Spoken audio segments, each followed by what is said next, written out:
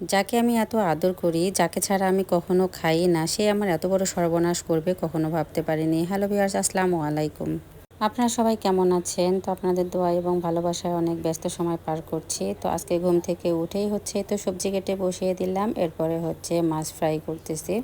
তো গেদিবু মাছগুলো কেটেছে, দেখেন মাছের তো কোনো সাইজ নেই বললেই চলে। তো মাছের যে পেটের অংশটা, এটা হচ্ছে একটু ছোট ছোট করে তো আমি ভাজি করতেছি। তার সঙ্গে মাছের মাথাটা আমার ছেলে নাকি খাবে, ও রান্না করে বসেই আছে। আর এদিক দিয়ে বাকি পিসগুলো হচ্ছে ভেজে নিচ্ছি, রান্না করব। আমার হাজব্যান্ড আর ছেলে খাওয়া দাওয়া করে তো চলে গেল। এরপর হচ্ছে মেয়েকে খাইয়ে দিচ্ছি, ওকে হচ্ছে আজকে দুধ পাউরুটি খাওয়াচ্ছি।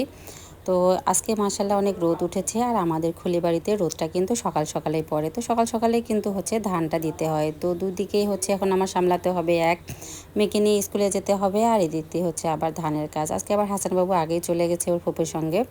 তো আমাদেরকে অবশ্য ডেকেছে, কিন্তু তখন পর্যন্ত হচ্ছে তাজিম রেডি হতে পারেনি। তো পরে আবার আমি গিয়ে ওকে তো স্কুলে রেখে আসলাম। তো স্কুলে গিয়ে ওর রেজাল্ট কার্ডটা হাতে পেলাম। তো প্রথম সাময়িক পরীক্ষায় মাশাআল্লাহ ও কিন্তু হচ্ছে A+ পেয়েছে, সবগুলোতেই কিন্তু হচ্ছে ভালোই করেছে। এর আগে যেহেতু আমি কখনো ওকে কোনো স্কুলে দেইনি, তো এই জন্য প্রথম হিসাবে কিন্তু ও যে প্রশ্নের প্যাটার্নটা বুঝতে পেরেছে, এটাতে আমি অনেক খুশি।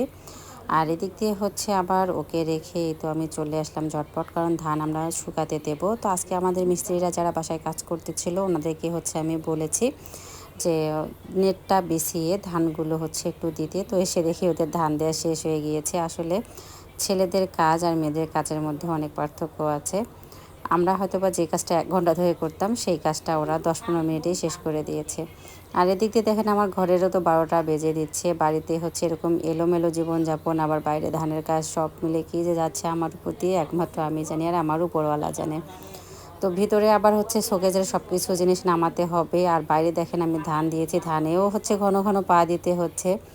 তো এদিক দিয়ে আবার এই তো রুমের সবগুলো সরাইলাম, সরানোর পরে হচ্ছে শোকেজ, আলমারি এগুলো সব হচ্ছে আমরা সরিয়ে নিলাম।